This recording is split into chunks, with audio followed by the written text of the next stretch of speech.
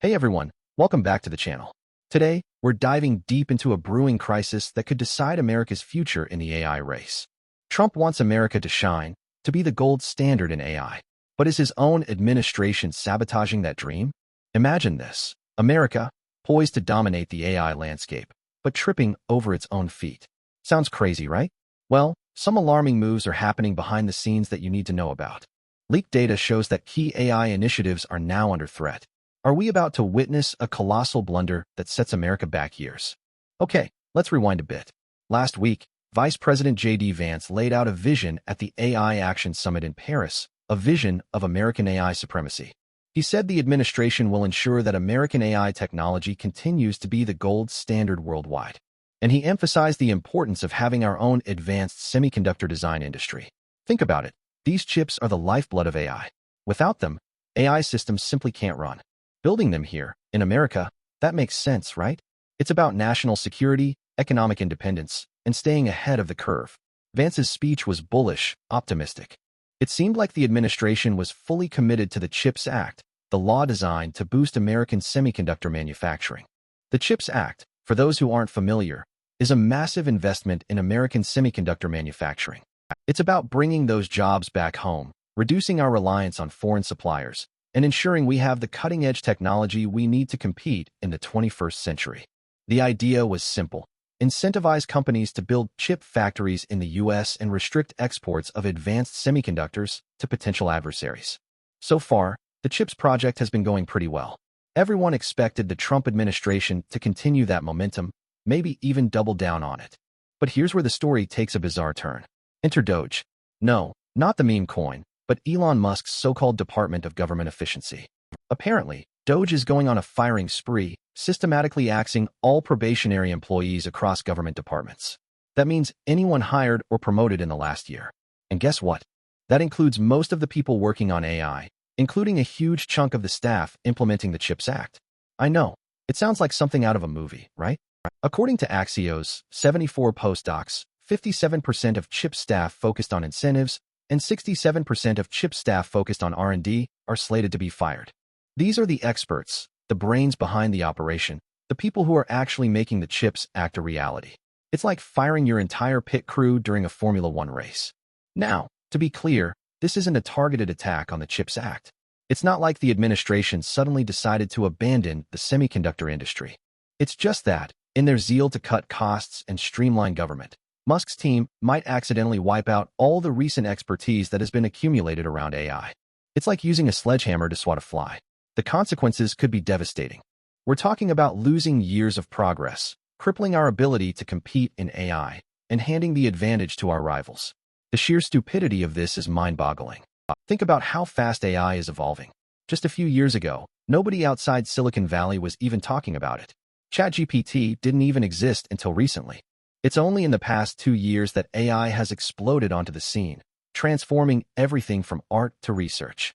ChatGPT, DALL-E 2, Midjourney, DeepSeek, Deep Research, these are all game changers that have emerged in the blink of an eye. And because it's all happened so fast, all the government hires focused on AI are new hires. They're the ones working on chips, the ones at the National Institute of Standards and Technology's AI Safety Institute, the ones testing the risks and capabilities of commercial AI models. And because they're new, they're probationary, and they're likely to be impacted by DOGE's rampage. This is a disaster waiting to happen. Let's get this straight. If the administration wants to give up on an advanced semiconductors industry in the US, that's one thing. That's a policy choice, and they're entitled to make it. But if they want to remain competitive on the most important technology of the 21st century, as Vance said they do, then it's absurd to give it up, because they happen to have hired most of the people who work on it quite recently. It's like throwing away the key to the kingdom because you don't like the color of the lock. One of the biggest challenges with AI is just how fast it moves.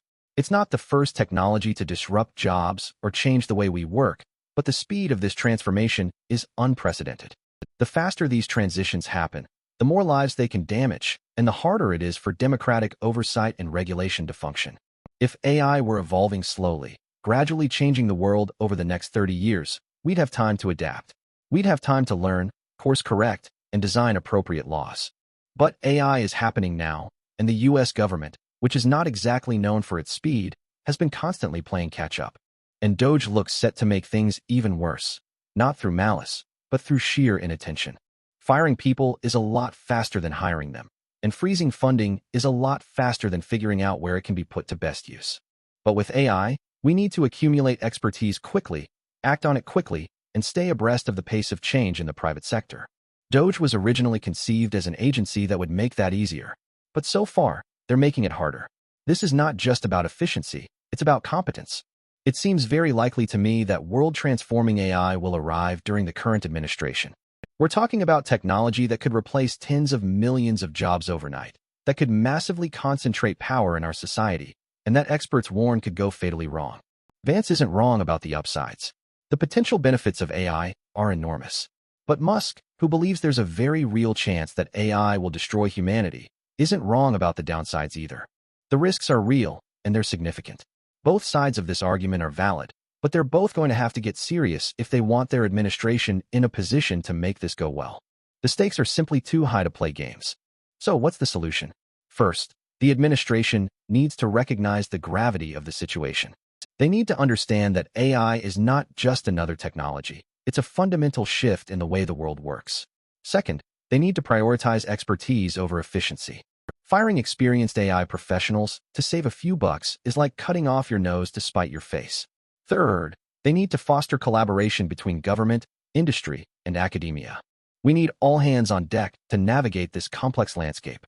And finally, they need to engage in a serious public conversation about the ethical and societal implications of AI. This is not something that can be decided behind closed doors. This is a conversation that needs to involve everyone. The future of AI is the future of America, and we all have a stake in it. What do you think? Is this a potential disaster? Let me know in the comments below. And don't forget to subscribe for more insights into the ever-evolving world of AI. Thanks for watching.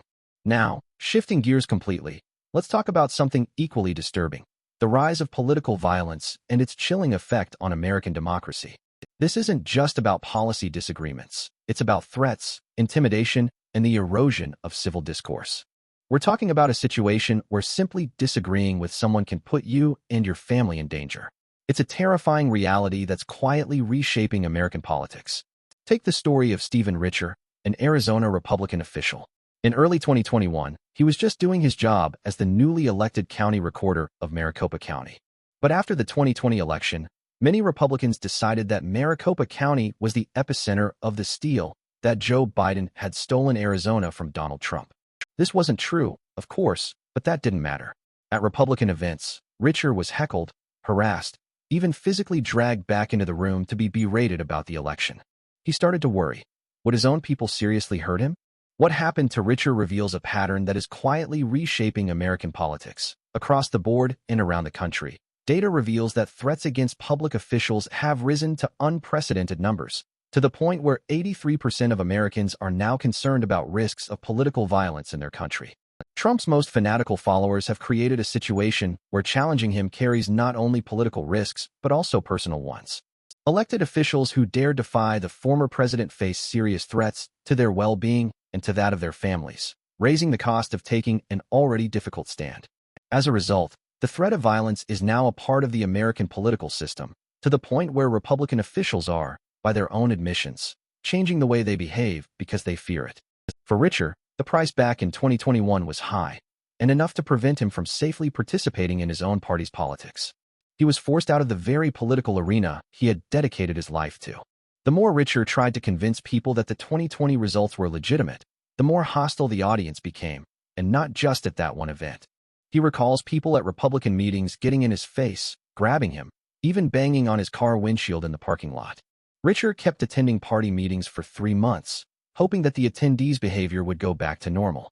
But they didn't. The once friendly events were emotionally exhausting, and, worse, potentially even dangerous. Eventually, he just didn't feel comfortable anymore.